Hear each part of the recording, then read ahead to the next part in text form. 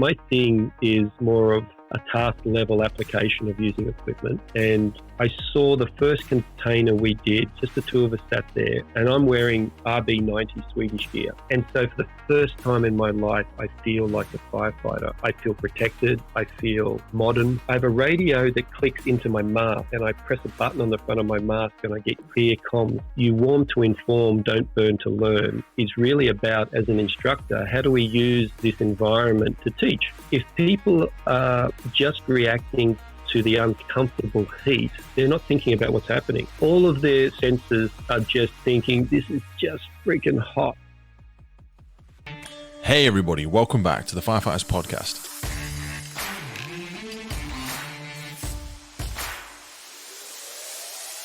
My guest on the podcast today is John McDonough. John has been a professional firefighter for 34 years and is currently an operational duty commander in charge of 14 stations in the busy inner west zone of Sydney, Australia.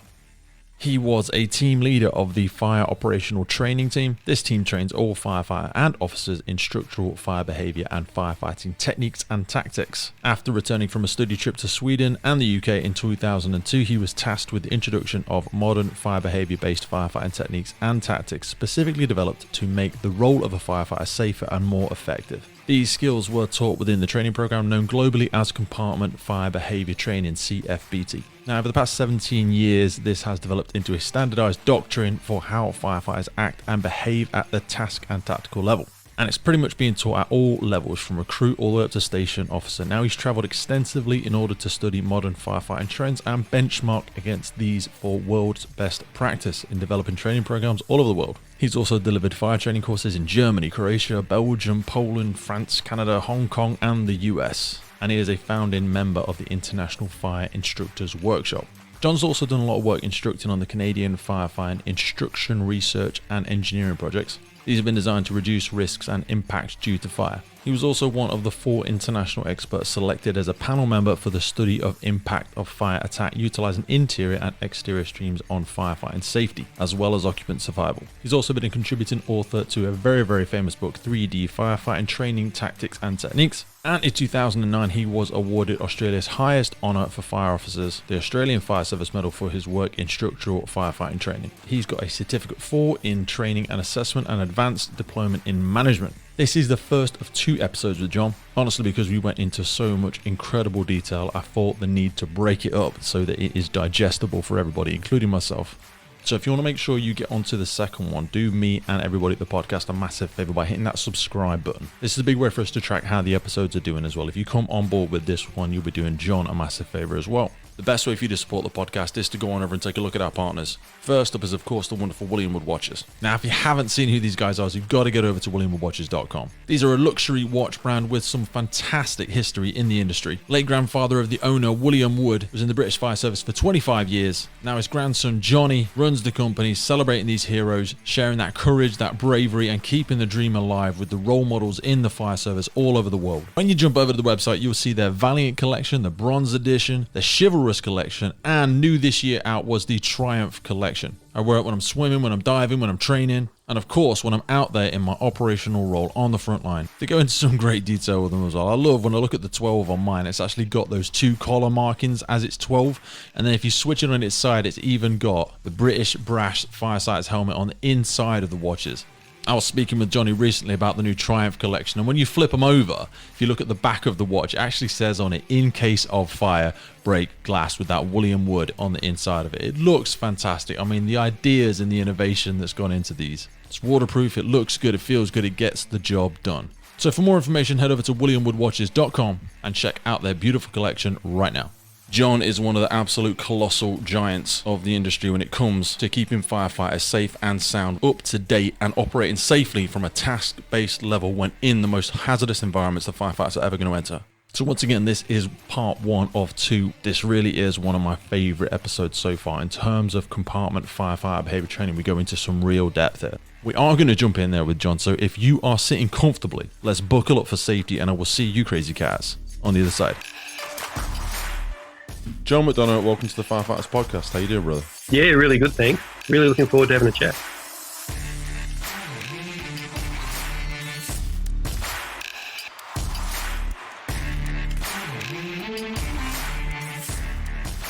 I was really lucky to actually be able to get in contact with you at all. You obviously came through a close friend of the podcast and somebody that's benefited from your teachings. And it's one of those things where you kind of punt a contact into the ether in the best of intentions, the best of hope. And lo and behold, we're sat here today. But it's kind of like, be careful what you wish for, because when I started going through prep for our chat, the hole kept going deeper and deeper round and down the rabbit hole. It seems to have gone through some incredible stuff. So I'm really privileged that we're going to have this conversation today, because for anybody that is unfamiliar with you, just give us a whistle-stop tour when you're doing sort of your speaking and stuff like that. Probably in an international sense, it would be the International Fire Instructors Conference, which workshop, which is the IFIW, which was started by Stefan Svensson, a Swedish fire engineer, scientist, teacher, lecturer, professor in Sweden. And about 10 years ago, he got together a bunch of guys all around the world. Another Australian, Sean Raffel, Peter McBride from Canada, Paul Grimwood, a whole bunch of guys anyway. And his vision was that we met once every year and sort of talk, just sat down and talk. That's quite a privileged group of individuals, especially with Paul and people like that, to find yourself calling colleagues. What a strange, surreal thing. And I know we're going to get into how you managed to find your way in that association of some incredible individuals. Yes. I wanted to try and take us right back to the beginning, because when I was doing some research getting into our conversation, I read that before you started in the fire service and right when you were a little boy, your mum used to say to you that when you hear a siren, squeeze the button on your shirt and say a little prayer. Could you expand on that for us? Because that is both endearing and just incredibly fascinating. It is.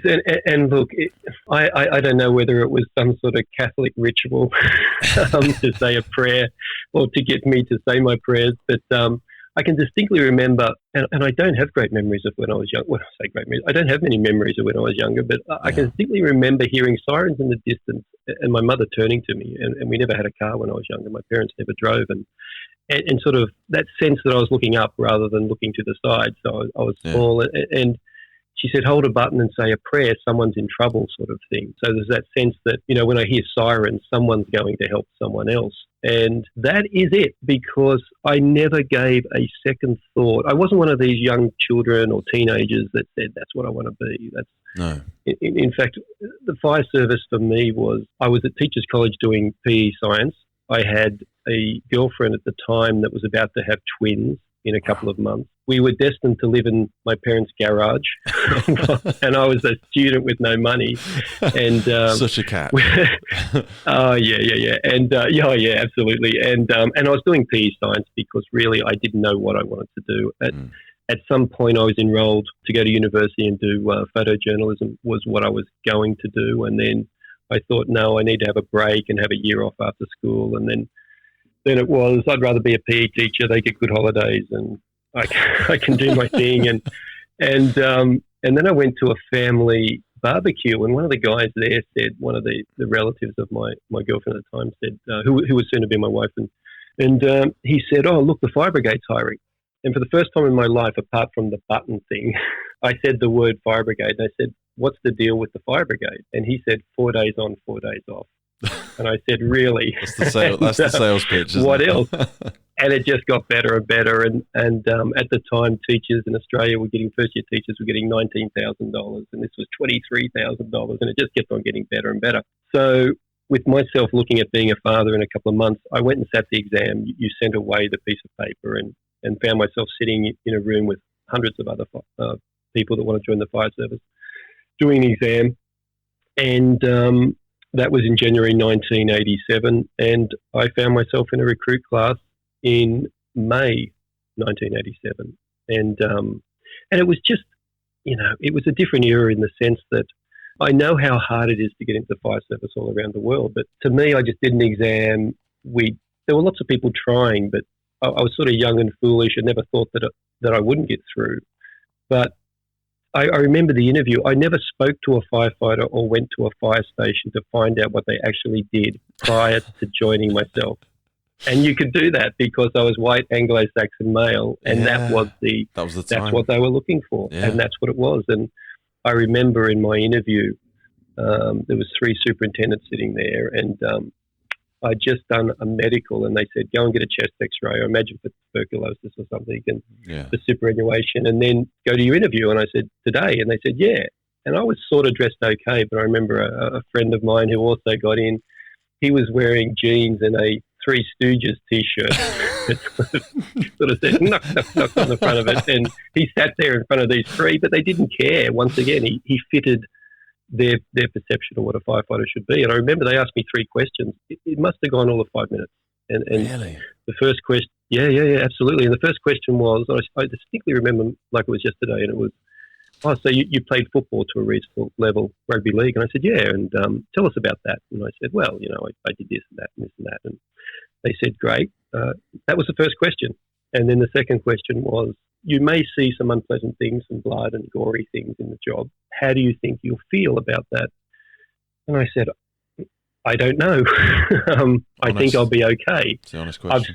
I've seen a compound fracture on the football field, and I think I'll be okay. That's the second question. The third question was, you have to work shift work. How will you and your family deal with that? Have you thought about that? And I said, I don't know. So out of the 2 out of the 3 questions, I said, I don't know. And I said, I think I'll be okay. So 2 out of the 3 questions, I don't know, I think I'll be okay. Next, you're in. Wow. And suddenly I was in a fire service. I always but I talk about this in some of my presentations, the culture and so on, but I wore a uniform that had not changed for over 100 years. It was the same uniform we wore in 1885, Jesus. Which was what we call the lion tamer suit with the brass buttons and the belt and axe and the big brass buckle, just made of wool, top boots, and I think the only thing to change in that time was probably the helmet, wasn't it? I think nothing else realistically changed. They moved, I think, to a metallic helmet in the date escapes me, but I think that was one of the only few things that changed for, like you say, a good 80, 90 years. Oh, yeah, absolutely. And we had that classic sort of British style, Australian style brass helmet. Yeah. But that went in 1963. Jesus. And then we went to a plastic helmet in 1963. So, but I didn't think anything was weird about that because, one, I didn't know that they'd wore it for the last 100 years. And two, that was just what firefighters wore. Yeah. So I'm thinking, well, they must have a handle on this. Yeah. They've been doing it for so long. Who am I to say? Yeah, someone's really thought about this. I bet this is some scientific stuff behind this. Yeah, this just must be having water go down your heavy woolen trousers and fill up your boots. Must be something you want to happen. Strategic thought in there, yeah. And, I remember my first fire, and I'm wearing this gear, and we're actually on brass, non-shut-off brass smoothbores, if you like, just straight through branches, as we call them here, and you call them in England. But so it was a brass nozzle that you couldn't turn off, so you had to relay back to the motor driver to put water on and off. And it was in the middle of the night, and it's raining down water, and we're sort of protecting defensively one side, and I'm thinking, I made the mistake of leaving the fire station without going to the toilet. Right? You soon learn you always have an empty bladder, and you always go to the toilet, no matter what's happening, right? And so I'm sort of increasingly getting anxious and stressed about how I was feeling. And I sort of said to the guy next to me, I said, I've got to go. Where do you go to the toilet? And he just said, do it in your boots, son. And I thought, well, it's a bit like peeing in your wetsuit, isn't it? You sort of, absolutely. Once you've done it, it's not that bad, so it doesn't matter. So it was a different era. It was, I don't think we were any less safe, but it would be easy to say that in hindsight. Yeah. I think that ignorance was bliss. We were all young. It was like all boys' adventures. It was like Eden Blyton, it was... it's like a big scout group, isn't it? It's like everyone just looking in. Absolutely. And you sort of freelanced, but with the best intentions. We didn't really have an effective incident management system that we just take for granted these days. And accountability was poor. We tried to find whoever arrived first because they assumed initial command. Yeah. If you couldn't find them, you just did what you thought needed to be done. So some things didn't get done and some things got done twice. And we didn't have radios. We had 2 radios per shift. So the station officer and the motor driver got the radios. Yeah. They were probably standing next to each other. The only guys that didn't get a radio were the guys on a hose line inside the building, So there was just so many things that I look back and I say, how did they ever make sense to me? But you just did it because there was a sense that they must have already worked this out. And who am I to say as a junior Absolutely. firefighter? You find yourself glancing around, you think, I'm sure there is some common sense, but at any point now, the penny's going to drop for me, and I'm going to go, oh yes, I see why they made that decision. Now, yeah, exactly. You've mentioned so many things there that I want to double click on. I mean, there's a few things where you speak about the aspect of accountability and the fact that there was less incident command structure and the expectations of a firefighter's behaviours back then. So much of that says character to me, which perhaps for some people sounds counterintuitive in that you only had to have 3 questions coming into it. But given the time and the scarce resource in general communities back then, and how we were much tighter as communities as well, how much of the character building side of things relied on people's ability to lead, to cooperate, to muck in, rather than now? I feel like a lot of our policies, our procedures, our incident command, our structure is very, very well and good and very appropriate, but sometimes it's had to be put in retrospectively as we have lost some of that character. I think the environments and the culture that people are raised in these days perhaps doesn't give them that hardened character that we used to see. Would I be right in saying that? Yeah, look, you're absolutely talking about something which I've tried to sort of articulate myself as I look back, and I don't want to be that person that said back in my day this was better or this was, it was just different. But I have a sense that we've lost something. I sometimes liken it to an increasing risk aversion, which I don't think is necessarily warranted, but I think that's in the community in general. And then there's some other practical things, like, for instance, some of our recruits coming through now, they're 10 years older. They've worked late 20s, early 30s is probably the demographic. They've probably got a degree. They've worked in other jobs.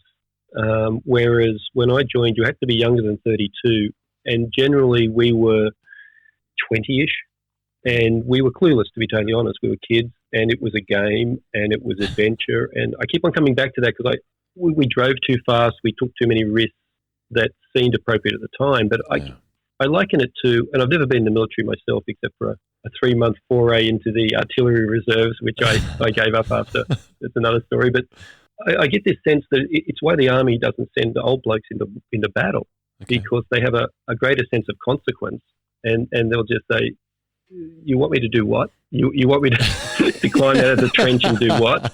Whereas when you're young, you just do it, and it gets the job done.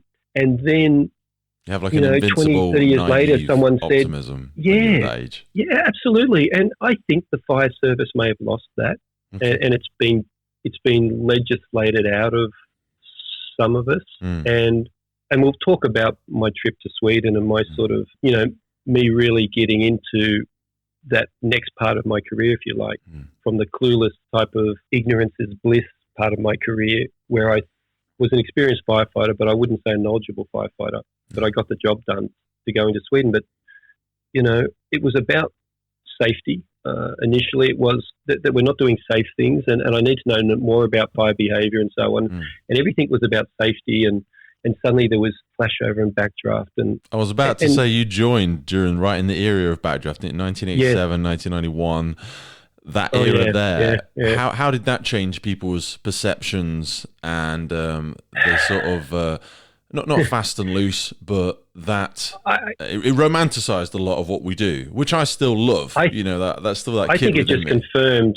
I think it just confirmed what the general public already thought we did. Yeah, to be totally honest, and they still do. It's a well kept secret that we all know that the filming of that and the realism was Hollywood, and for a reason. I mean, it doesn't make good movie just to see black, red, and a lot of shouting and banging into stuff. And, so I get it, but it was a good time to be a firefighter in the sense that sitting in the fire appliance on every bus shelter in Australia, certainly there was a big poster with a fantastic image of a firefighter coming out of the flames or whatever. And all the public are waving at you, and the little kids and the mums, and we're waving from the truck. And look, you can't say that that's not a pleasant thing to do and to be respected and so on. But it, to me, also highlighted that some of us didn't deserve that. True. And we hadn't worked for it. We weren't good at what we did. We got away with it. And, increasingly among my colleagues, that perhaps saw things a bit differently, we called those guys frauds. The guy's a fraud, it's a dress-up firefighter. And there's more to it than that. And, so... That's an incredibly powerful statement. And it's something I want us to circle back to, because I know it's something we speak about in terms of competence. But before we jump past it, I wanted to go back to Niels Bergstrom. So Niels was one of your mentors. He's done a significant amount of work in the areas that we're going to discuss today. But one of the favorite quotes I've heard you speak of his before, and it's something I actually hadn't heard up until yours, which is warm to inform. How does that start? Because we hear and see so much fire behavior training taken to an extreme, and sometimes some of the value of it is lost because we get too in love with it. It's totally counterproductive the way it's delivered in some respects, but I think with a good heart. But Niels Bergstrom, I suppose if I go back and probably start with how I ended up over there, it would probably lead into to Niels. I read Paul Grimwood's Fog Attack sometime in the late 90s. I became a station officer in 1998. And so I was a relieving officer going from station to station doing relief duties before I got my own permanent station. And I might have just got my first permanent station, which was what we call a rescue station in Sydney, just to backtrack. So that was only 10 years into your career, really, wasn't it? Yeah, I did it as soon as I could, essentially, which was 11 years as a firefighter. Why was that? Just I know it's not something we thought about discussing, but that shows a real relentlessness to, what was it, to try and make a change? You wanted the responsibility, you wanted to make what was it that drove you that hard and fast? I mean, I know you had twins and things like that, but that can incentivize people, but... Yeah, look, I'll just come out and say, I'm just one of these people that I just think I can do some things better than other people, and I'd rather be the person making the decisions than having them made for me. I think that's the easiest way of saying it. So having said that, I'm what we call a duty commander now, which is the next rank up from station officer, which is our most senior on shift. So in my case, I'm in charge now of 14 fire stations on sea platoon. Yeah.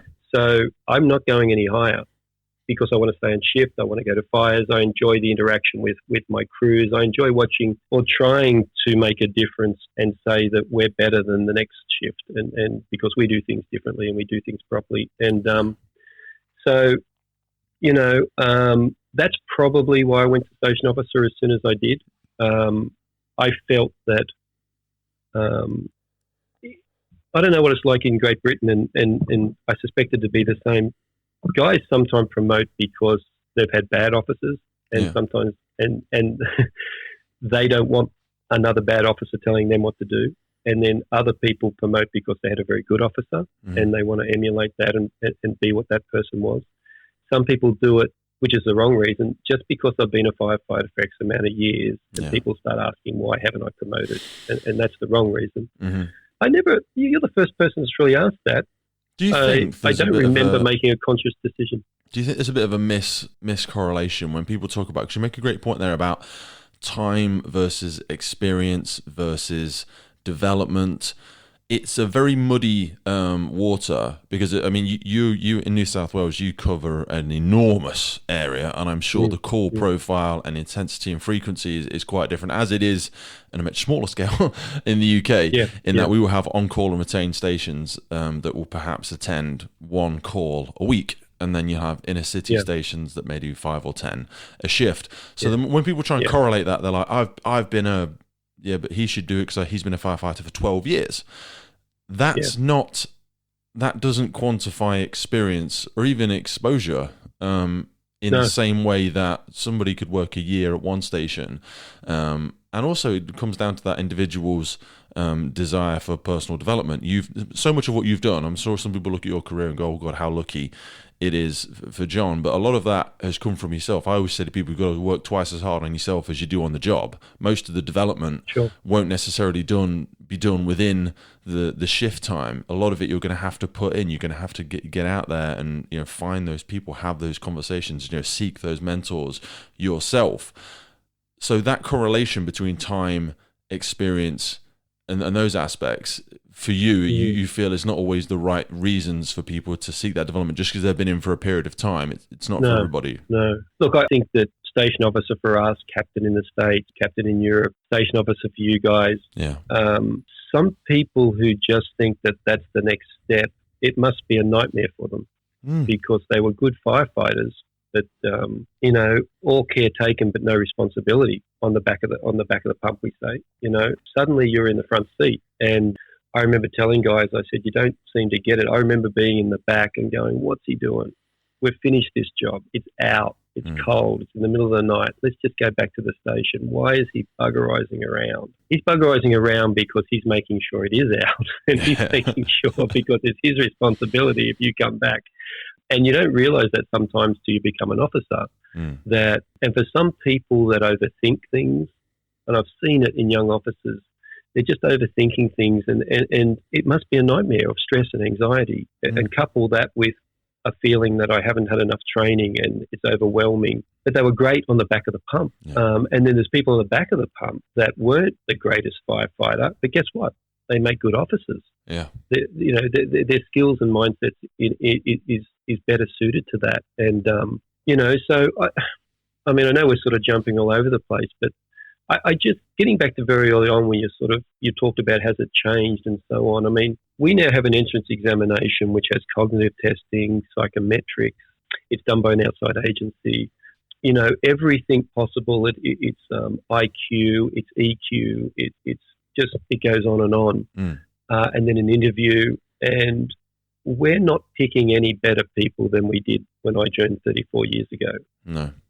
By getting asked 3 questions. It still seems to me, I don't think we're picking any worse people, but it still seems to me that it's a lottery to look down the track 10 years later and say, did we make a successful choice with that person we hired? Yeah. And then there's got to be a better way than that. And I don't want to appear sort of that I've got the answers, but I've said at different times, just give me a couple of days in Pitt Street Mall and just let me look at people and see what guys and girls, the cut of their jib, have a conversation with them, talk about things. Yeah. I just think I could choose just as well as an exhaustive, expensive, scientific-based.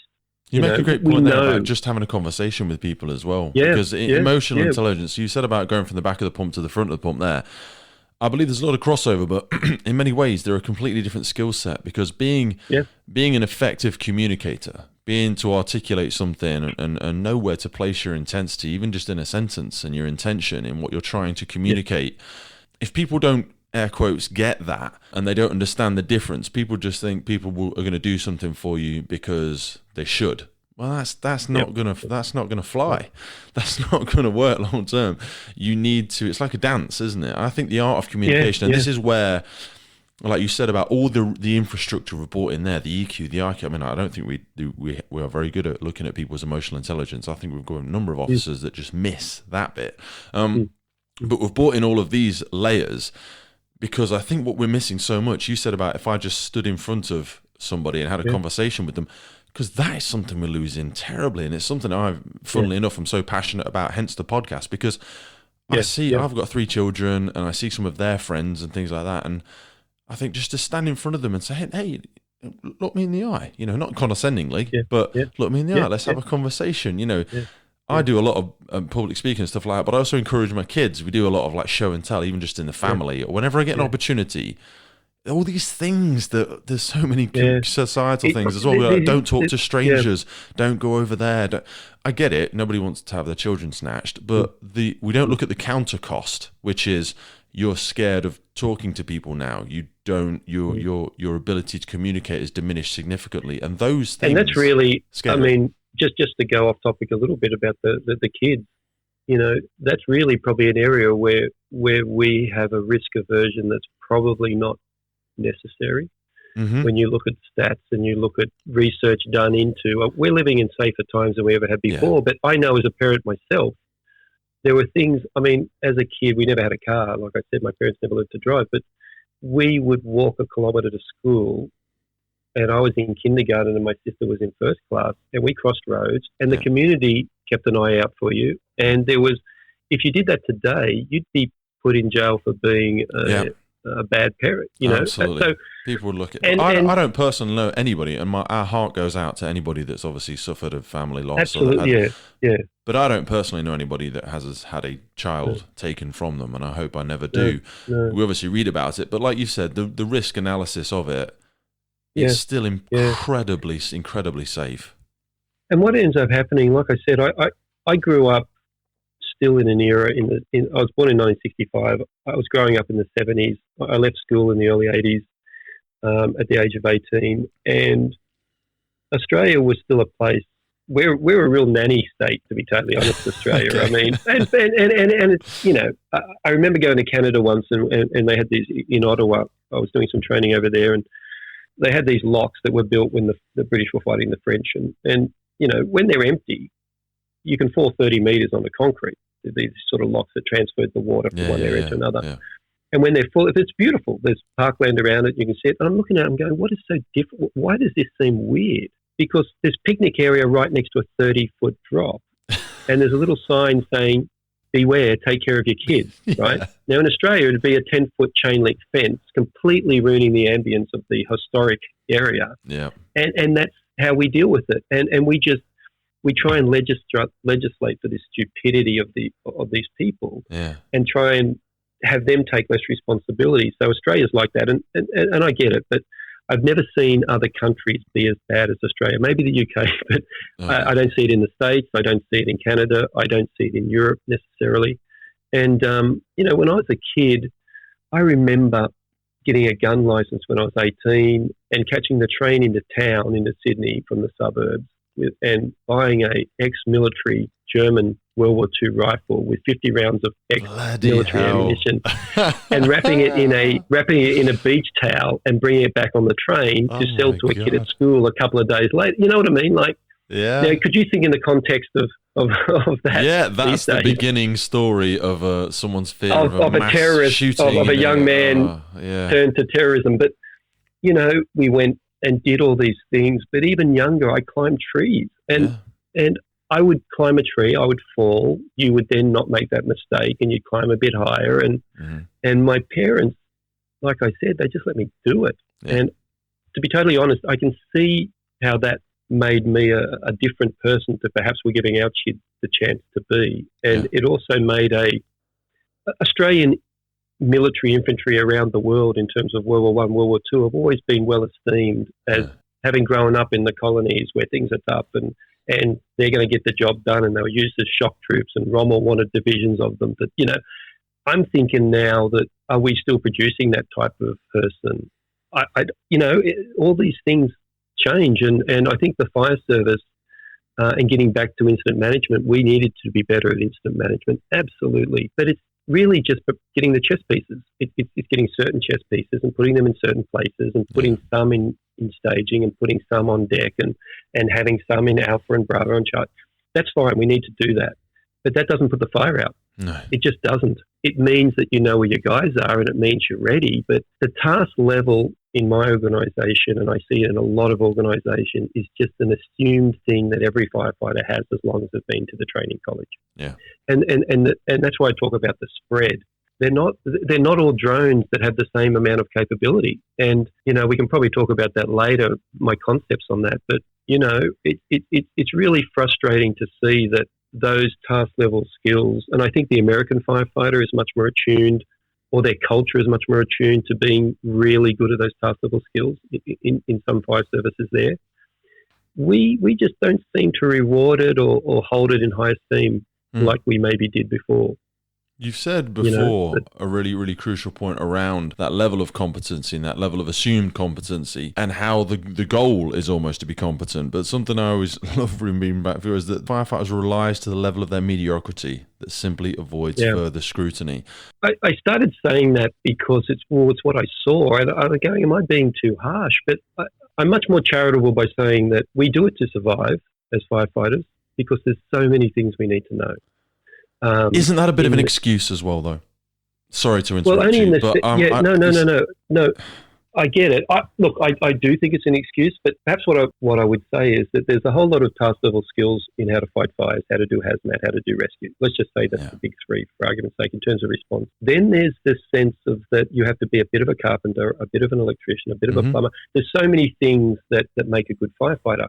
So just being human beings, the way we deal with that is, what is the level we need to be at each one of those, that we won't appear like we're an idiot, that we will avoid further scrutiny. And firefighters are pretty good at avoiding scrutiny if they want to. And if we go back in the past, we did that very well. And I think the 1990s was a decade of change for my organisation, as we became more transparent, we became more accountable, more responsible.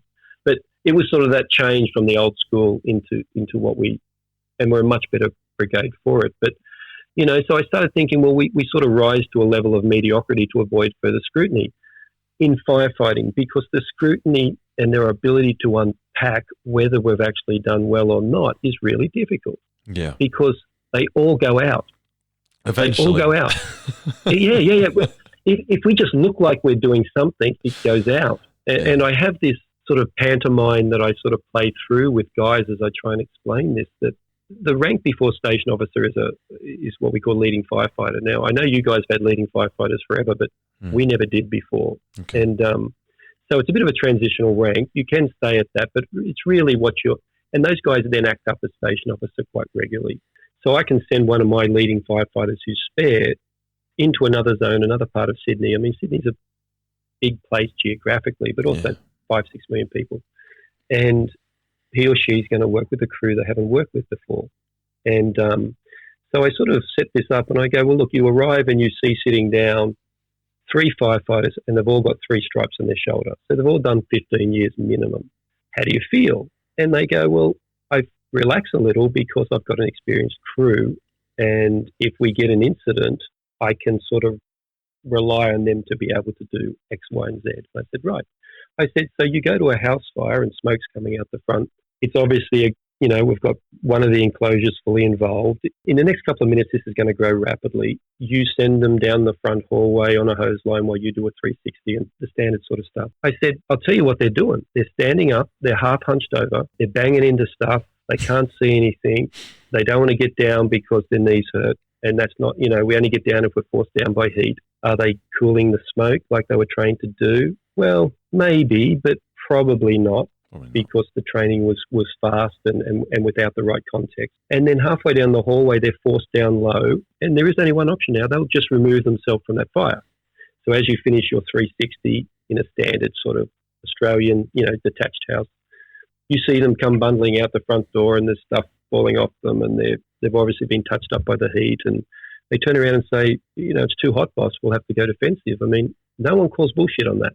No. Right? You just do that. Yep. And then instead of one room fully involved, we now have 3 and it gets put out.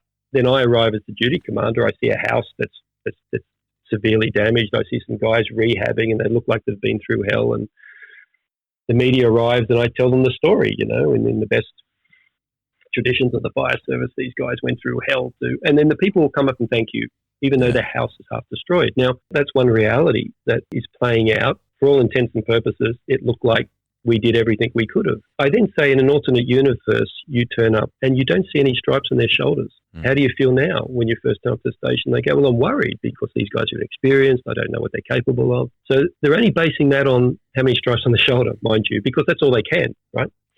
And I said, well, you go to the same fire. What do you do? And they said, well, I'm sending them in. And I go, fine. So you do your 360. I'll tell you what they're doing. They're controlling the flow path of air. They have a sense of what that means. They're down low. They're taking 4 times less radiation. They're cooling the smoke. They're like rats up a drain pipe. They get to the end of the hallway. They put it out. They're coming out as you're finishing your 360. What are you thinking? And they're going, well, it must have been much of a fire. It's the same fire, The perception changes instantly, right? And we just make that fit our new perception that it couldn't have been much of a fire and it was easy to put out and we're going to get the fan and blow the smoke out and whatever it may be. And the fact remains that we can't, unless I actually hold them up against each other, we can't unpack that.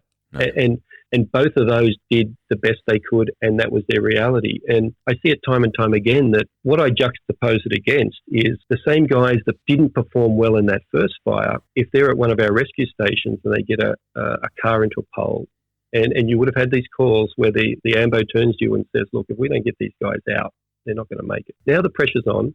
I can guarantee those guys know 10 different ways to pull that side of the car down, 5 different ways to roll the dash. They know the pressures, they know the cutting, the pulling, the ripping, like the back of their hand, because that level of mediocrity has now risen to a level of expertise that's necessary to avoid the scrutiny of the ambulance, the police, and their colleagues. Yeah. And there is no going defensive on this one. There is no, let's just wait till enough fire stations get here. So, and also, when you go through the door, nobody else is watching in a fire, in theory. No one's seeing you go in. No one knows what you're doing in there. I know what I did for 15 years before I knew better. Yeah. I just ripped, tore, busted, and if I saw a glow in the corner, I let it have it. Yeah. And things got crazy for a tick, and I dipped my head into it because we didn't have flash hoods, and you took a bit of a beating, and then it was over, and you chalked another one up. Yeah. You know what I mean? Like, and it was just rinse and repeat until I went to Sweden and someone made some sense of it, which brings us back to Denise Bergstrom. I think what I was talking about was, and look, you know, all these things I'm talking about now that interest me, and these are the things we've been talking about that interest me, is it's taken me 34 years to get to that point. You know, you've got to take that journey. And so I read Fog Attack as a young officer, and if you've read Fog Attack, it's basically a comparison about fire services around the world. That's the basis of the whole book. Yeah. But it has quite a bit of information about the new stuff coming out of Scandinavia, the Fog Attack side of it. And so it interested me to see how we might be compared in Australia against other fire services, because we're normally in our bubble. Everyone's in their bubble, right? In Australia, we were basically just clones of the British Fire Service, you know, in terms of our textbooks, in terms of the red books of firemanship. Right? Yeah, I learned all the fireman's manuals. Yeah, we've still got them. The fireman manuals, they were all printed in Great Britain. I studied whale oil fires, right? Because it was still in that book, right? Like, I don't know where I was going to go for a whale oil fire. I don't think we kill whales anymore for that, right? I'll tell you another thing we used to do. But as a junior firefighter, each year as you went up a rank, you know, we started at 4th probation, then 4th class, 3rd class, 1st class B, 1st class A, and you got a stripe. And we had to detail a squad drill. Now, you probably know these squad drills being English. Yeah. Increase so of 4 number, 1, 2, 3, 4. Yeah, exactly. At the order get to work, number 1 shall. And we all hated the large ladder drill because that was the most complex. You know, the order get to work, number 1 shall. Ladder trussings uppermost, all that sort of stuff. Detail get to work. Exactly. I found out where they came from. Really? They came out of Massey Shaw's book of 1869. They're in the back of Massey Shaw's book from 1869. I am writing and we are repeating them. And we are repeating them. There's a PDF version of that book, and you'll see in the back, and I'm looking at it and I'm going, I know these hose and nozzle drills. Mate, we still do and them I was now. repeating them. And there's some good takeaways. I know we jest about them. Look, it gives a little bit of structure and order to, with the greatest of respect, that ragtag bunch of people. And we say, look, you stand up in a line, you hold your arm out to the side, everybody does this, and then on the command, you step back, everybody runs across, and hopefully the numbers helps everybody out. But 1869. 1869. Goodness, my apologies. 1869. Oh my goodness. So Massey Shaw, the first chief of the London Fire Service, Massey Shaw. He wrote that stuff in the books 1869. But I remember putting large ladders up and going, is the trussing underneath or is it on top? But I remember the drill. Ladder trussing's uppermost when you laid it on the ground, so they were underneath the ladder when you put it up against the wall. So it did work, you know. So Paul's was comparing all different fire services, and then I saw the stuff out of Scandinavia, and I said, wow, these guys really know what they're. You know, this is actually something different. This is actually learning how to use a hose, because 10 years earlier at the training college, I fought, how many fires? I fought 3 fires as a trainee. Okay. For the one was a gas prop, so a leaking flange, you know, the flames coming out, and then you go forward, close it behind down. and then an imaginary valve is closed, and then you back away. Yeah. I'm yet to fight one of those fires in 34 years, but I'm not an industrial firefighter, but it could have, and then they say, but it's about teamwork. And I go, well, fair enough. But, The other one was a car fire. We would light a car up, and the training college at the time was only 5 minutes from the Harbour Bridge, so you can imagine we didn't care about smoke in those days. No.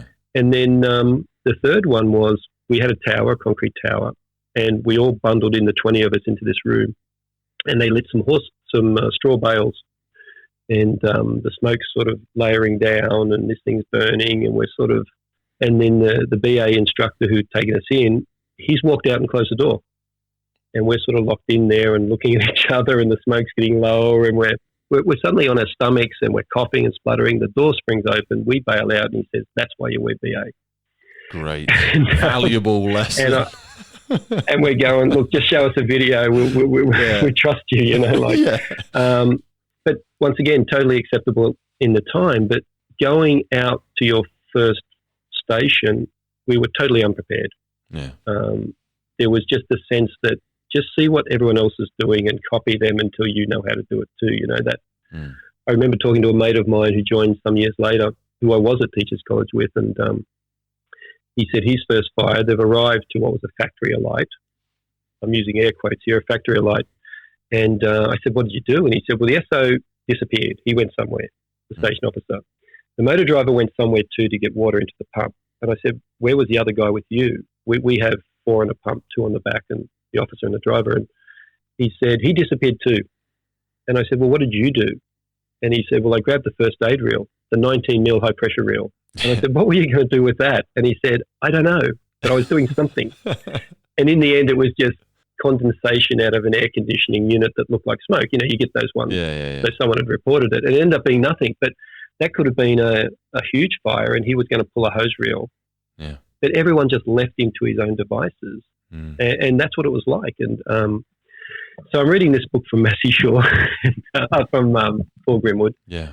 And I come back from holidays one day, and sitting on my desk is an email that basically said, "There's trips overseas for either training."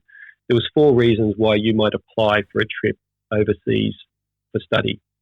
And I said, "Well, I want to go and see what they're doing in Scandinavia." So I wrote a report. I gave it to our training officer that we had for different areas. And he said, "Oh, this is great, but it's already been done." And I said, "What do you mean?" He said, "We sent a guy 2 years ago to Sweden." And I said, "Really?" And I was in the process of sort of tearing it up and saying, "Well, that's that." And then I thought, well, here I am 2 years later, an operational station officer, and I know nothing about it. Where's that report? Where's the communications from that? Where's that gone? Well, what happened is one of our members went over, and I don't want to disparage his attempts or anything like that. No. I'm just, this is just part of the story, but he came back, and the end result of that was a split container at the training college, 5 minutes from the Harbour Bridge, in the yard there, and another one further down south at a training centre. No instructors were trained. If you were already an instructor, you got the sign of the cross, and you can do that. It's only a few sheets of chipboard. So I then rewrote it and said, well, look, that's great, but it's flawed because the implementation hasn't worked. Yeah. And all they were doing was recruits. They would just put recruits in there and burn them up, right?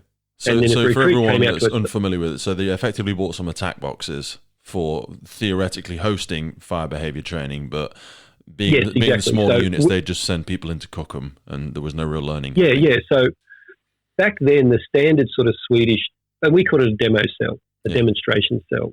So they were split cells. So imagine a 40-footer cut in half, and the fire end raised. And very common in the States, you see, and not so common now because there wasn't a lot you could do in them, but look at something burn, and that's valuable. Yeah. But we soon moved to just a flat 40-footer. But so they had one of these split demonstration cells, and I remember. So I rewrote the report and sort of said, look, we're perhaps not as good as we think we are, and that wasn't about the training. That was about how we do firefighting in general, and other people are doing things better, and our annual report says we should be this, and every fire service says they're world class and world's best practice in their annual report. So it's pretty easy to sort of say, I don't think we are. And I said, I think that we need to look at the implementation. So they said, yeah, you can go.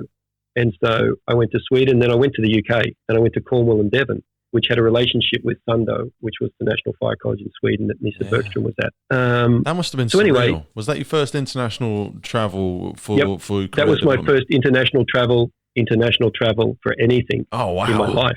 That must have been exciting. I've been to New Zealand, but that's like another state of Australia anyway. Yeah. So, you know, it's a big drive. Yeah. So, and that was to play football as a 10-year-old. But so I started saying, well, what do I do now? So I contacted Paul Grimwood out of the blue. And this is the nature of Paul Grimwood and the type of man that he is, and just the incredible person he is for the fire services all around the world, let alone the UK. But I just contacted him cold, and I said, look, I explained who I was, and I said, I've read your book. I now have the opportunity to go to Sweden. Who's the best in Sweden? Who should I see? And he said, well, you should see Mr. Bergstrom. And he gave me the introduction, and I contacted Mr. Bergstrom, and he said, yeah, come over. So I've never done a CFBT course, a compartment fire behaviour course, because I just spent a week one-on-one. It was like I do a bit of martial arts, but sort of like the traditional Japanese, where you go and live with the, you know what I mean? Like, and there's no course. It's just, yes, exactly. He was my sensei. Absolutely. And so there was no sort of, there was no sort of timetable. Yeah. He just did what he thought was necessary to expose me to this and to teach me certain things. And in many ways, the stuff that I learned in that first week, a lot of things have changed. My attitudes to a lot of things that I held so dearly in the past in terms of fire behaviour have changed. Yeah. None of what he taught me has changed a bit. And so I went there, and Nisa Bergstrom, he's still an instructor at Sundo. I've seen him recently in the last couple of years when I've been back to Sweden and so on. He doesn't say much. He's a man of few words, and that's not in a weird way. If he says something, listen to it, because it's meaningful and it's to the point. And so that thing you were saying, you warm to inform, don't burn to learn, is really about, as an instructor, how do we use this environment to teach? Yeah. And if people are just reacting to the uncomfortable heat, they're not thinking about what's happening. Right. All of their senses are just thinking, this is just freaking hot, right? Yeah. So you're not thinking about the things that have been pointed out. You're not thinking about the things you talked about, the learning outcomes you talked about beforehand. And, so that was the first thing. And I'll expand on that, because I think that there's a lot of compartment fire behaviour training or live fire training being done around the world. And generally speaking, it's too hot. It's just too hot.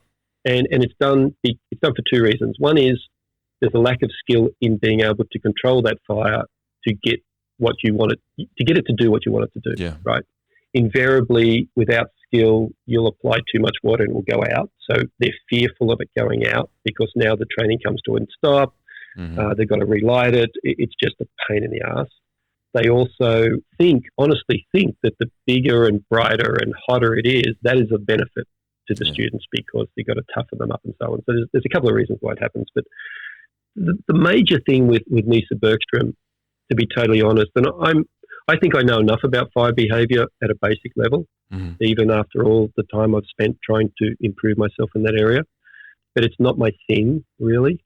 My thing is more of a task level application of using equipment. And I think that started with, I saw the first container we did, just the two of us sat there, and I'm wearing RB90 Swedish gear. You know, the orange stuff that you wear. Yeah. And so for the first time in my life, I feel like a firefighter. I feel protected. I feel modern. I have a radio that clicks into my mask, and I press a button on the front of my mask, and I get clear comms for the first time in my life. And they've had that for 20 years at that stage. Yeah.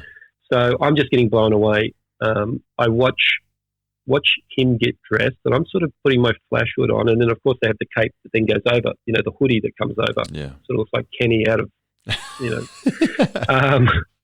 and I'm suddenly thinking, wow, they believe that you need to protect your head as well as the rest of your body, because it's the most important part of you. And it just struck me as the head is the least part that we protect. Yeah. At that point, then we weren't wearing flashes yet in general use. So we got flash when you go into that environment and you haven't got a flash anymore, you're just in survival mode. And that's you're going in there as like a member of the public, really. You are just responding to that intensity. You're not even present. No, I mean, I could run a CFBT container in a T-shirt if I wanted to, but I would just have to manipulate the fire to match what the PPE is, you know, and that's really the key to it. I mean, but we got flash hoods in 2002 from memory. So all of my firefighting was without flash hoods because I became an officer in 98. So I'm getting dressed and I'm watching him. He puts the flash hood on. Now, we always had our flash hood and pulled it down. And you put your BA on, then you pull it over, right? Because the BA had to touch skin, right? Yeah. I'm going, when's he going to pull it down? And he didn't pull it down. The mask went over the flash hood. I'm going, I've been told so many times in my career, you don't do that. You're going to leak air. You're going to die. You know, like this is 101 wearing BA. And then I go, this can't be happening. And my critical thinking was, at this stage, my critical thinking was poor. Yeah. So I actually went up to him and I said, that must leak, or something like that, you know, that must leak. And he just turned to me and he just said, it is positive pressure. Like, even if it does leak, and it doesn't, right, generally, I mean, you could make it, but I mean, generally, I see people wear BA poorly, no matter flash hood under or over, it doesn't matter. I mean, you know, but I had to ask the question, but, you know, of course it doesn't. Of course it works. That's why half of Europe wears it that way. It works, right? They're not idiots, right? So I'm just getting, everything's just been torn apart. My world's been torn apart. So, and I sit in there and I see, we light the fire and I'm looking at it. Now, the only other cell I'd been in prior to that was one back home, because I said, before I go, well, show me what you're doing here with the recruits. And I remember saying to the instructor of the college who I knew, I said, so what settings are we going to have on the hose, on the nozzle, on the branch? And he said, what do you mean? And I said, well, we're going to do some gas cooling, are we? What settings? And he said, no, we don't take a hose in there. We just watch it. And as soon as he said that, I'm going, okay, so you can imagine how hot it is. No one's putting any water on it. So you sat there and I saw all these damaged helmets from recruits. We all sat there and hunkered down, and he knelt at the back with us providing radiation protection. And that was it. And I'm just sort of, and it just reinforced. Push forward, get everybody, and then like, get a bit closer. Christ. But everyone loves it. This is the problem. They love it. And so they get this false feedback that they're doing a good job by having those type of training burns. We come out and high five. Everyone feels, Jesus, the back of my knuckles. Oh, mate. Oh, Jesus. Oh, yeah. And look, I've got a little blister, and you should have seen the flame overhead, and we faced the beast, and it was the best thing ever.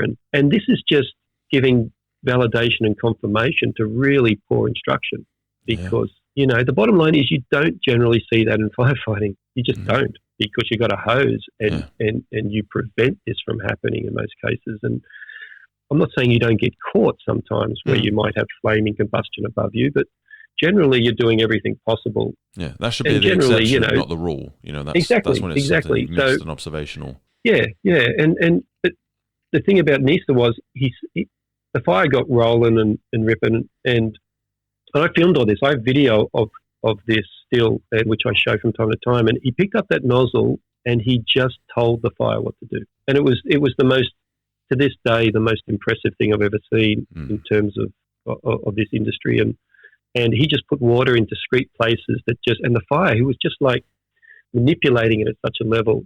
And I just sort of said to myself, you know, I want to be like that. I want to be able to do that. Yeah. And I suppose if there's one thing that I've worked hard on, it is that side of it, because I think when it gets back to that task level, we can have all of the instant command, we can have all the fire behavior knowledge.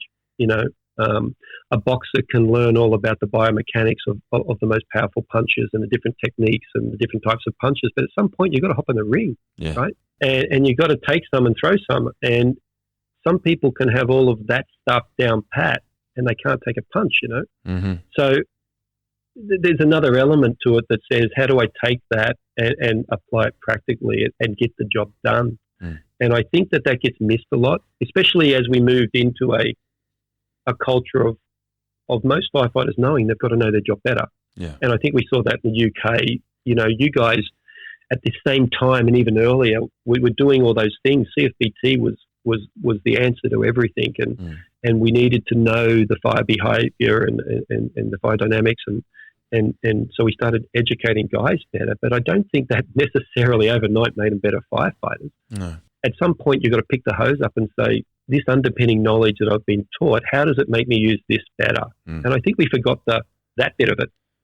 Right. Do you think there was an aspect of not overconfidence? Sometimes I look back as a British firefighter, and I say this with the greatest respect to British firefighters, that we kind of not fell asleep at the wheel, but our pride is both our most powerful asset and also our most costly at times, because we might look again at people like yourself and go, yeah, you see, you learn from our manuals. Yeah, you just said yourself, you copied the way that we did it. And there's been an unhealthy, and it's very rare to have that unhealthy ego part where we've kind of, everyone else has continued, they've taken what we started with, not we, but where some of the foundation started, but people have continued to adapt and reinterpret. And as technology, you said about filming it, about some of the thermal aspects that we use in terms of technology now, as those have advanced, it feels like we've at times kind of let go of our own learning and accidentally ended up behind the pack.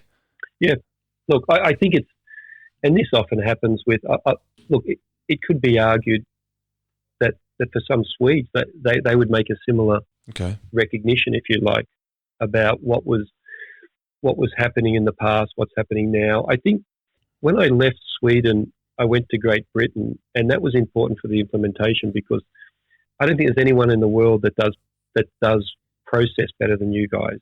Yeah. Documentation. And it needed to be done, and that's what we hadn't done. A good policy, a good procedure. Yeah. Some of them love it. Yeah.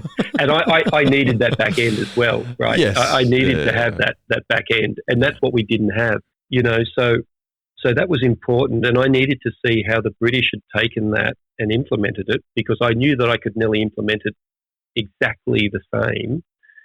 And very early on, our early PowerPoints and so on were heavily based on the PowerPoints, which I'll be forever grateful of from Devon, Cornwall, because it was great training.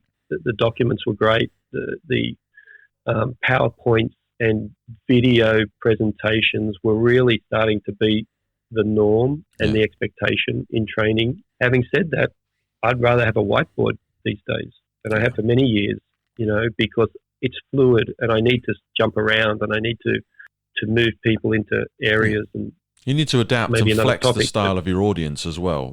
I hate seeing somebody just stand there and read off a PowerPoint. That's not presenting. That's not instructing. And that's what it became. And there's another. It became that as well. So the British. But getting back to your question, it was interesting. I remember we had someone come from Avon. Yeah, Avon. And that's where Fleur Lombard was from. And he was on a scholarship, the Fleur Lombard Scholarship. And he came to us and he spent some time with us. It might have been a couple of days, it might have been less, but part of his scholarship was to look at live fire training around the place. And he said, we've dropped the ball. Yeah.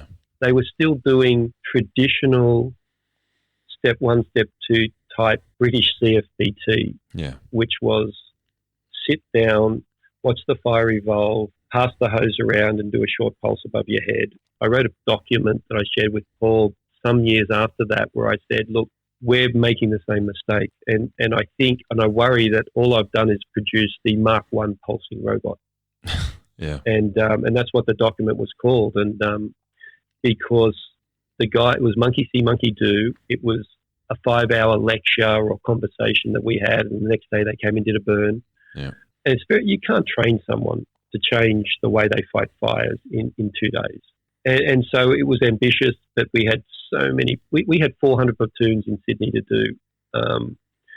We did it over 2 years with no break. And then we went into level 2, where we went from the sit in the split cell. Well, it wasn't, they're all flat cells, but sit there. And we didn't have the option just to watch and to slow down. We had to pick the nozzle up and start using it. Yeah. And then level 2 was an attack cell. So we then started outside and did door entry and advanced in cooling and so on. So to do so many firefighters, the best part of 4,000 or 5,000 firefighters, while some country instructors were doing the other 3,000 guys. I mean, as you said, our service covers 800,000 square kilometres. That's massive. I do a lot of work in Belgium, which I think some of the best firefighting training in the world is happening at the moment. And the last decade, I've done a lot of work in Belgium with European firefighters, and Belgium fits into New South Wales 26 times. So we had this problem with the tyranny of distance.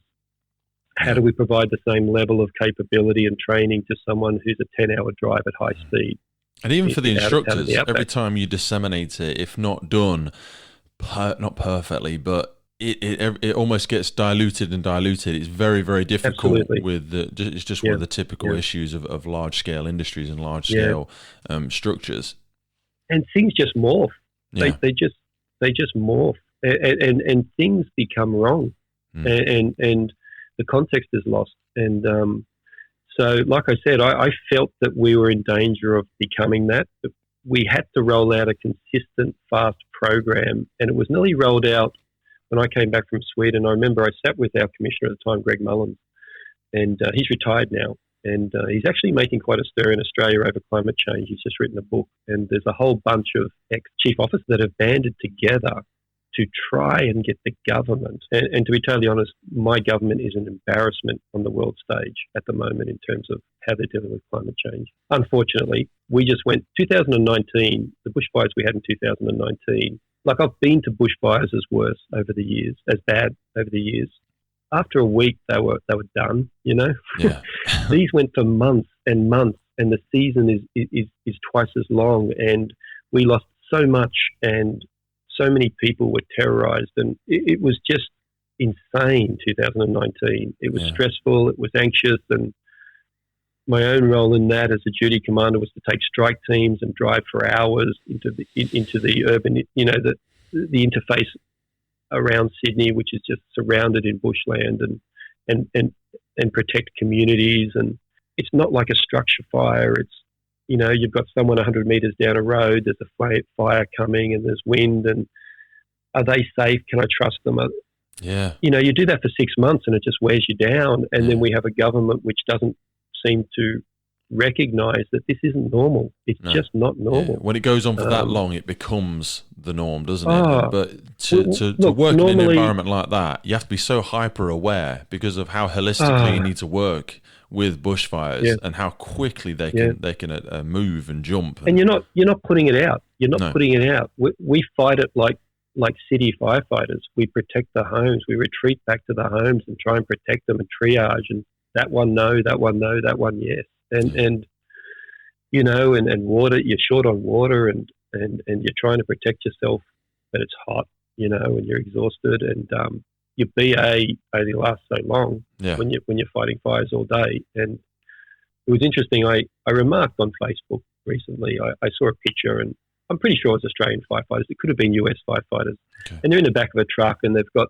soot on their faces, and they're exhausted, and they're driving somewhere, and I just couldn't see the badge, but I think they might have been Western Australian firefighters. I'm not sure. And you know, you get a sense when you know if they look like your guys, you know.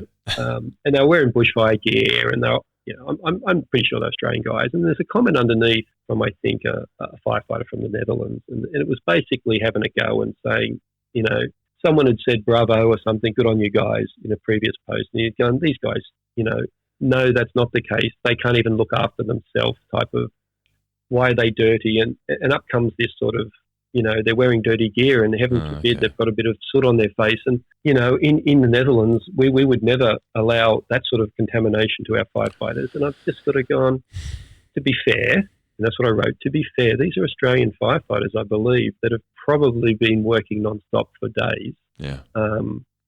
And they're in bushfire gear. You're not wearing BA.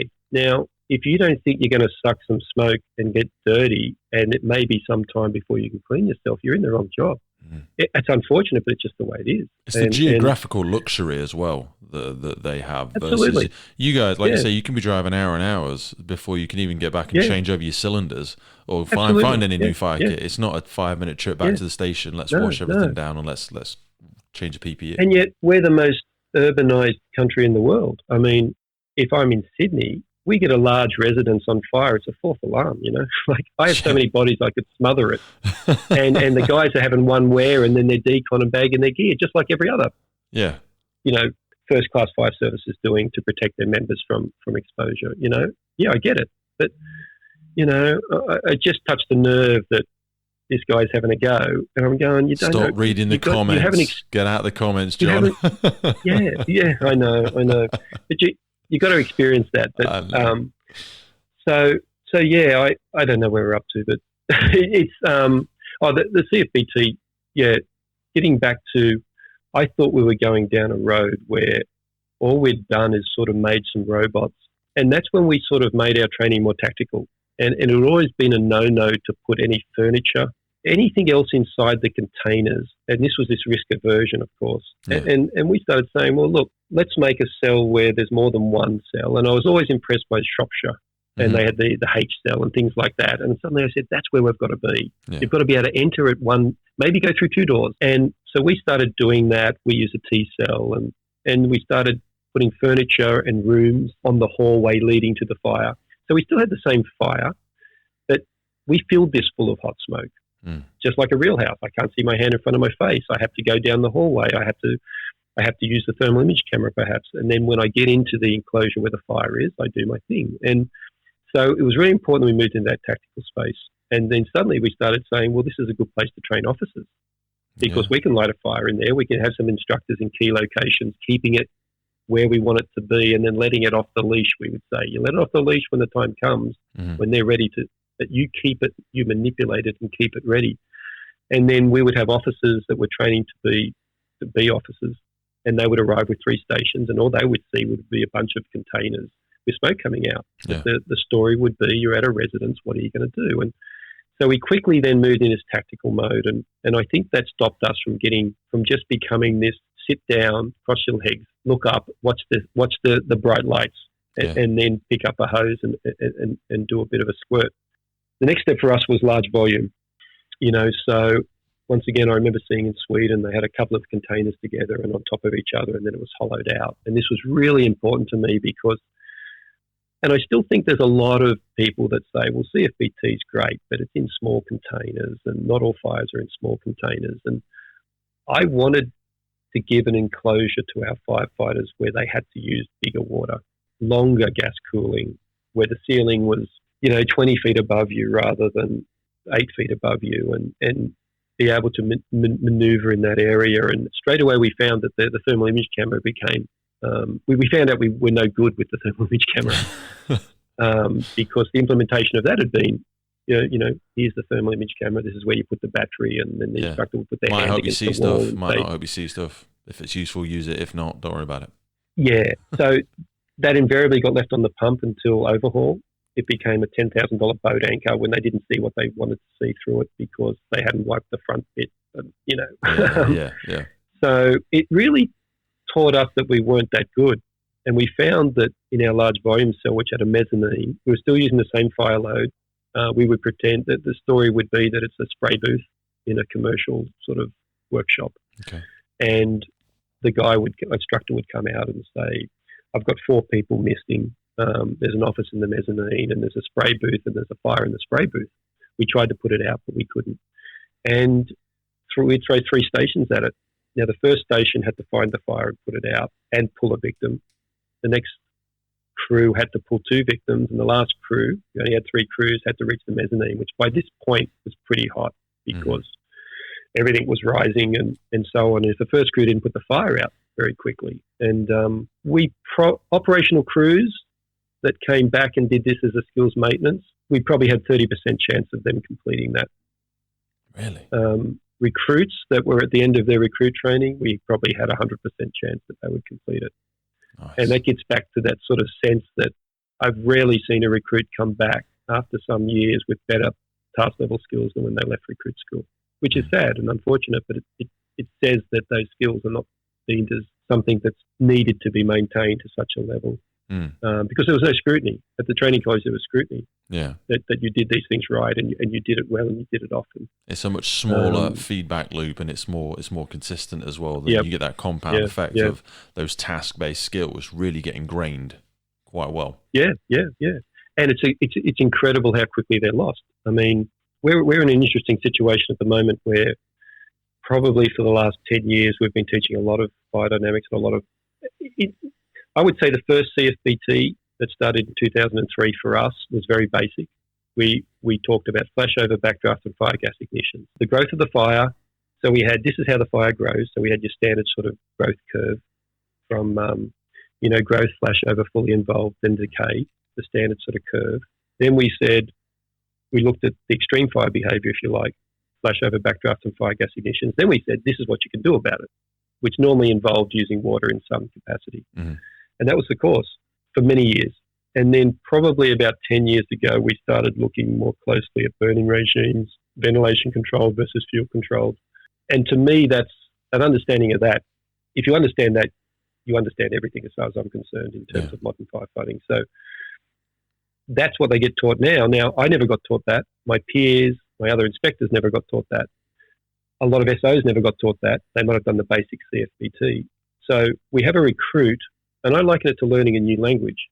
So they come to the training college. They've never been a firefighter before. So there's terminology, as in what a piece of equipment's called. Yeah. That's one thing they have to learn. And this is, you probably got those in England, but early on there was always this. I remember when we developed our first program and some senior officers said, look, I get it, this is good, but do they really need to know all of this stuff? They're just fireys. So there's this sense that they're just grunts, and do they really need to know this to put a fire out? And we sort of would have these discussions, and I said, well, look, when I left school in 1983, about a third did the last 2 years of school because you wanted the option to go to university when you left. So you did year 11 and 12. But 2/3 left at year 10 at the age of 16, and most of those guys did a trade. Yeah. So they were considered not smart enough to go to university, so they didn't do the final 2 years of school, and they did a trade. And I said, well, what about the young electrician? Now, I could normally stand up in a class of firefighters and say, who's an electrician? And someone would put their hand up because we're very trade-orientated, Yep. But not now. I can't do it now. I can't. I don't get the same answer. No. And I'd say, so how old were you when you started being an electrician? They'd say, well, I was 16. And I said, what did you do once a week? And they said, well, I went to TAFE. I went to a technical college as part of my apprenticeship. And I said, what did they teach you? And they'd say, well, they taught me about amps and capacitors and volts. Ohm's law and all that sort of stuff. Yeah. And I said, they taught you the language of being an electrician so that you could have a conversation with another electrician. And that wasn't beyond a 16-year-old to do that, who wasn't smart enough to go to university, right? And I said, all we're trying to do is teach firefighters their language. Yeah. And their language is a language of energy, and it involves physics and chemistry, so that they can have a conversation to other firefighters and share experiences, and it will make sense. So we started doing that. With the first CFBT, we never talked about megawatts and things like that. No. But now we do. So they've got an understanding of how you measure energy. And then if you have an understanding of that, well, how much water does it take to absorb that sort of energy? You can have that conversation then. And but that's never been taught to the vast majority of people who did CFBT at some stage in their career. Mm. So we teach them another language. I'd say it's like we teach them Chinese. Mm. But it's 13 weeks. 3 weeks of it is the firefighting side of it, which my old unit does. And then it would be faintly imprinted. Yeah. And the thing was that when they went to a station, it would be confirmed and validated by those that are more experienced. Now, here's the problem. They went to a station, but no one at the station spoke Chinese. So that faintly imprinted new language they just learned is lost within 6 months to a year. Do you think there's ways as well, though? Because I'm hearing what you're saying there. And so thermodynamics was a later technology than, for example, hydrodynamics. So there was less things probably to liken it to, because when you were teaching somebody about pumping and things like that, you could talk about dams and you could talk about weirs and rivers, and we've harnessed and utilized the power of water for significantly longer than perhaps we've had a conceptual understanding for how we can engage with, interpret and understand and measure heat and how that transfers as an energy. So I wonder if we've been later with the why, because like you say, we were big on teaching people the what and the how, as in this is what you do, this is how you do it. But the why behind it is something that, if I'm hearing you correctly, doesn't get articulated as much, because like you said, well, they don't need to know the why, they just need to be able to do it. But we know that's not the case, because we always teach the why with pumping and things that we talk about pressure and how we can see it in other places within life. So it's kind of we're trying to apply that same conceptual learning style just to a different language. Yeah, look, I think so. And look, the way I look at it is that, and I sometimes think I don't quite know whether I'm right or wrong here, but there's a certain amount of underpinning knowledge that's going to make sense of a concept down the track. Yeah. So an example would be, we now know that it's probably a good idea to put water in from the outside. If you can get fast, and we have a saying, if you can get some fast water in from outside, that's a good thing, right? But generally that's accepted now. I used to teach guys don't do that, right?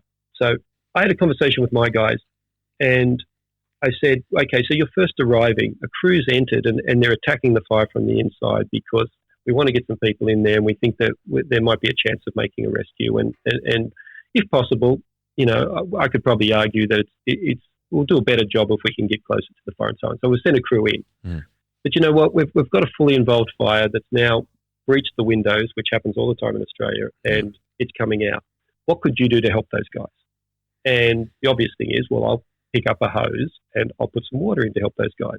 And so I'm sort of setting it up for my motor drivers to say, I'll grab the reel and I'll add some suppression to that. It mightn't put it out, but it's going to still calm this fire down and make their job safer and easier because they're trying to cool and stop their area from being what this area is at the moment, right? So they're trying to stop rapid fire progress before they can reach it from the interior. And then a great deal of them would say that I'm not in a position to do that because I'll be running down the road to get water in because that's what they were told. The motor driver arrives and gets water in. And I go, okay, so you're going to leave the hose line that's going in that you've set up for them and they're on that. You're going to leave the pump. You're going to leave the tally board with the BA tags in it. You're going to run down the street and leave all of that. And you're not going to take the opportunity to put water in and you've got 2,000 litres of it at your disposal. And they'd go, yeah. And I go, well, how much water do you think it takes to put that room fire out? And that's an interesting question to ask firefighters, right? Because most will say somewhere between 250 to 1,000 litres. Half a tank to, it's in the hundreds, right? Now, you can't begin to have a discussion about whether that's valid or not unless you know what it takes to put a certain amount of energy out if you're 100% effective. For argument's sake, most rooms are going to be limited to 3 or 4 megawatts just by the geometry of the doors and the windows, right? So we know that. So the question then becomes, well, how much water does it take to suppress 3 megawatts of energy if I'm 100% effective? And then you can say, well, no one's 100%, but let's just say I'm 10 times worse than that. Yeah. Now, the answer to that is 1 litre. It is 1 litre. So if every atom of your water does what it does, it heats up, then it vaporizes, then the steam also heats up, you draw that energy out. And I go, is half a tank enough? That's 1,000 litres. So there isn't even a concept. Now, you can't have that conversation unless they know what a megawatt is. Yeah. And what a megawatt is represented by in terms of normal furniture. And the fact that a normal doorway will allow X amount of cubic meters of oxygen in the form of air, Yeah. So it's a really important thing to have because that underpinning knowledge makes sense of your discussion about whether you should be running down the street to get water in when you have a 2,000 litre tank. Yeah. Because you're afraid of running it dry on a room that's got 3 megawatts. And the thing that's a reliance as well, though, like you say, on the discrepancy between the firefighters going in and their own approach to fire behaviour. Because if they do just go straight through the door and they're just going to straight bore on a maximum capacity, the pump operator may be so conditioned to the fact that through poor understanding and application of water and the effect it has on the fire and gas cooling, etc., they've perhaps been conditioned to the fact that this is not going to last very long because the firefighters in question aren't going to apply it effectively. Yeah, they've seen a tank go south real quick and without much of an effect. And, the way I talk about water application now is you need the right amount in the right place and in the right format. Now, if you get all 3 right, it's amazingly effective.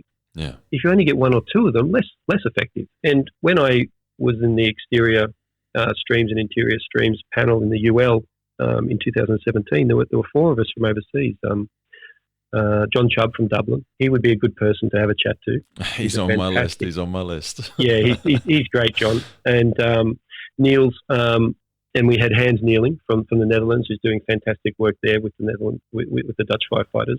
And we had Steve Brisbois from Montreal in Canada. And we were the internationals. I suspect that, and all the big players were there, and there was 20 or so other people in the room from all the major fire services. And I suspect that a great deal of them probably wondered why we were there, and perhaps it should have been other American fire services there.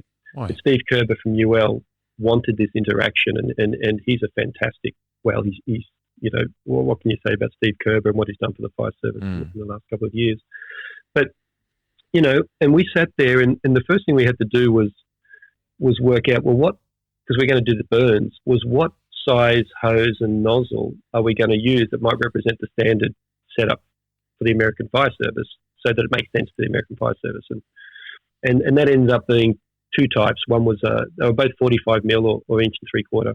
One was 15/16 smooth bore, and the other one was a combination fog. But unlike most of the combination fogs I've ever used, they're a set gallonage generally of 150 GPM to meet NFPA standard. So this thing's putting out 600 litres, right? Yeah, that's a lot. And the only way you can control that, because they pump for 600 or they pump for 150 GPM, is to feather the bail, right? So yeah, it's just a different scale. And here we are using 38s, inch and a half. And when we started our CFBT, I started every lesson with who's put a house fire out with a hose reel. And the hands go up because you can. I mean, if you put it in the right place, you can do it. But we can soon prove that there's going to be situations where that's not going to be appropriate. But and then they suddenly turned to us after working this out, and they said, well, what do you guys use? And I said, we use so little water it would give you nightmares.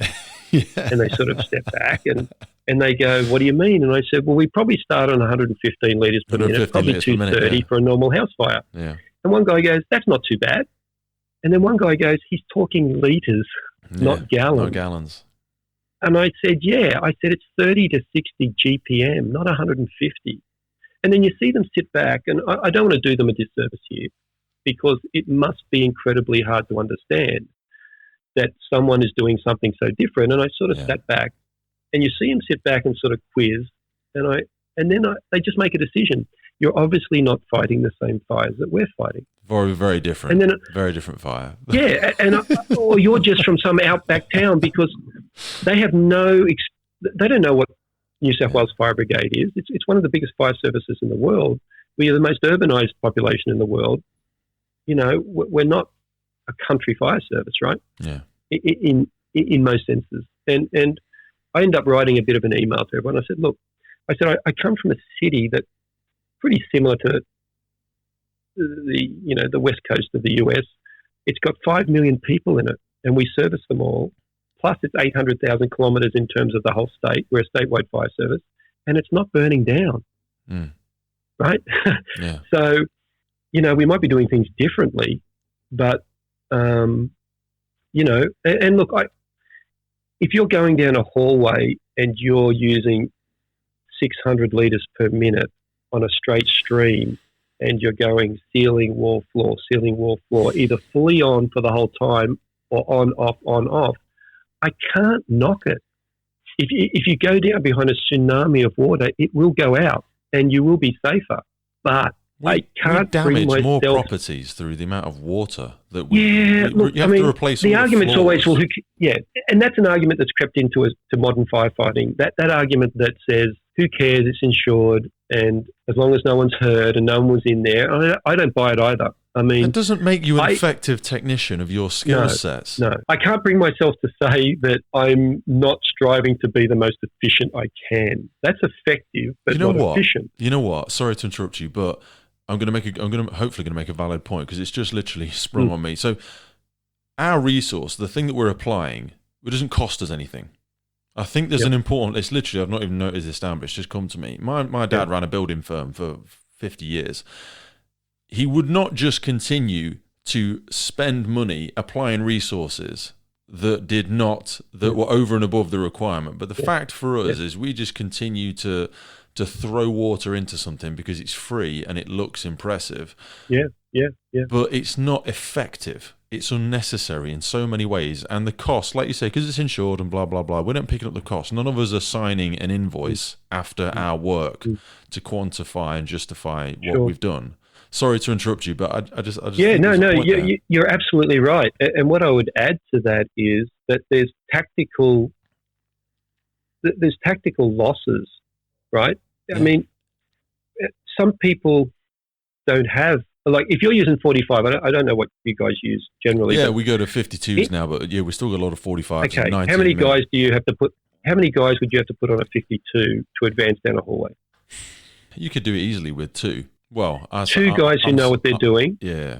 Two guys of reasonable size who know what they're doing. Yeah. Right? Because technique is everything, absolutely. But I mean, in the stuff I used in the States was 45 double jacket. We use 38 single jacket. It's like a garden hose, but we can still put out nearly 500 litres, right? Yeah. If we pump properly. So I'm happy with that.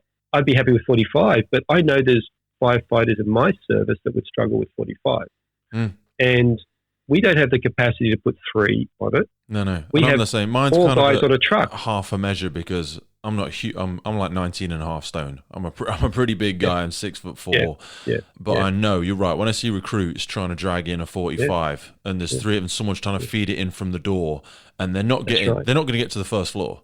If it's not on the floor, they're going units. in. Yeah, exactly. So our tactical units are the station officer, the pump operator, the driver, and 2 guys in the back. So every pump that arrives is a hose or a search crew. So to make that hose bigger where we need an extra guy, even if it's just a guy doing friction points or something, or to help them move it as fast. So there's a cost that I don't think that comes if you want to be less efficient but still effective, right? But I find it a hard argument to fight against if we have firefighters that use a smaller hose but don't use it well, because that is dangerous, right? Yeah. Because if you're going down that hallway and, like I said, the right amount, well, it's obviously they got more than the right amount in the right place. Now, you can afford to put excess water in the wrong place, but the stuff that does go in the right place will be sufficient, right? Yeah. So you could put majority of your water on the floor, but the stuff that does go in the fire will be enough if you're using excess water.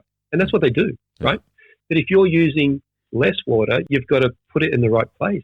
And if guys aren't going to be good enough to do that, I see why people turn to, I'm just going to use more to compensate. You know what? If this was the world of Formula One, we'd have people going in with some form of high pressure wearable pack that contained 100 litres, similar to the Cobra systems or something like that.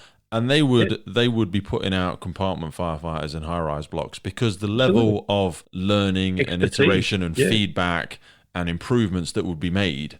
And I appreciate the Formula One is a very high-performing type of industry for people to work in. But you're right, there's so much in the margin. We leave so much in the margin. And I can understand people. I know people in the CFBT community over the years that have gone to the dark side. I say it in the nicest possible way, but they've gone to heavy flow, straight streams, because they just said it was easier for them to feel that they were keeping their people safe. And and I've seen it happen, and I just don't get it. I think it's surrendering to mediocrity. I think but I understand why. I mean, we stopped using first aid reels in burning buildings. Our SOGs always said that 38 is the minimum for a structure fire. But fireys being fireys, the first aid reel was used very often when I first joined. When we started the CFBT in 2003, we had those conversations about that not being appropriate. And we started having conversations about using more water, which meant 230 litres per minute perhaps, generally. Our nozzles would flow 475, though we rarely pump for them to flow that much. That's something I've had to work hard with my guys. So, so you won't see a first aid reel used at a structure fire in my organisation. Extremely rare. And if they did, they know that they probably shouldn't. And I haven't seen it. I haven't seen it in my return to operations in the last 5 years. I haven't seen it at all. In fact, I'm more likely to see a line of 70 than a first aid reel. And so they've got that. But what we started talking about, and that's what I'm saying, their understanding of what a megawatt was and what a megawatt looks like, and the limitations that the enclosure places on energy production, just by the nature of what's open, right? A single door, we're limited to less than 4 megawatts. It's hard to calculate, but, you're in the ballpark. it's not a lot of water if you're 100% efficient. Now, but if you're going down a hallway and the windows break and that 3 megawatt becomes 10 and it's wind driven, 230 litres per minute at 100% efficiency is about 11 megawatts of firefighting capability. You're now outgunned because you're not 100% effective. Yeah. You're probably only at best. I ask all the firefighters, what do you think? And they say, oh, we're about 30%. They're honest because they know that it's not easy. Stuff goes on the floor. Stuff misses. Yeah.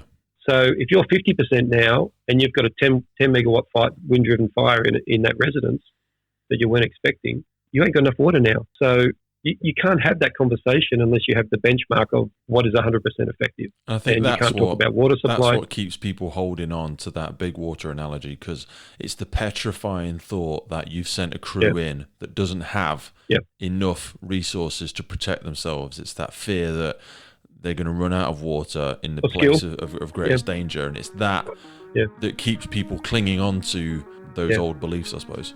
It's really important how you take them on a journey from what is a megawatt to what is effective water.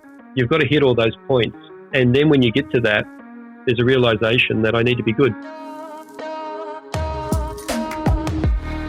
Hey folks, we are going to pause it there. How about them apples? That is the first chunk of my conversation with John McDonough. Just so many incredible takeaways. We are going to be picking this conversation up once again with John. I wanted to give you a breathing gap because there are so many incredible things we've gone through there, and there is so many more to come. Please feel free to listen back to that episode. It took me a few run-throughs to really break down everything that John speaks about there. And some of the people that John references, we have had follow-up conversations with those individuals as well, and many of them are going to be coming onto the podcast as future guests. So we are going to hit pause there so you can take a minute, digest, and come on back real soon to hear more from John. But for now, stay happy, stay healthy, stay hungry. And myself and John will see you back here again real soon, right here on the Firefighters Podcast.